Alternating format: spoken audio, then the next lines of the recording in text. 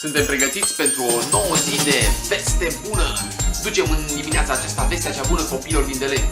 Avem de cărat aceste cutii și mergem direct către Deleni. Copii, așteptați-ne, avem să vă dăm o veste bună.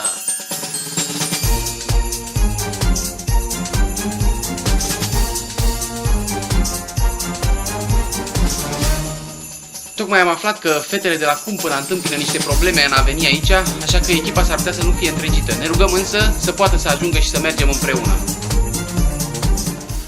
Deleni, venim către tine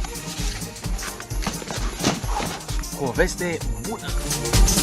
Se pare că s-a rezolvat problema fetelor și ne îndreptăm să le luăm pe ele. Am întregit echipa, mergem spre Deleni. Aleluia, aleluia, aleluia, Iisus este Domn. Aleluia, aleluia, aleluia, Iisus este Domn. Au venit și fetele de la Cumpăna, am întregit echipa, acum ne îndreptăm către Deleni.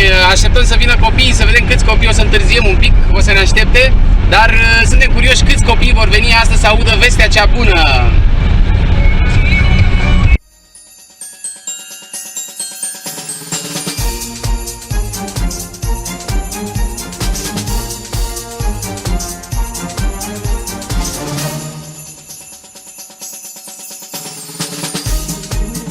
Se spune că vrednic este lucrătorul de plata lui. După evangelizare, iată că am fost serviți cu niște clătite super bune, delicioase. Ce plăcintă!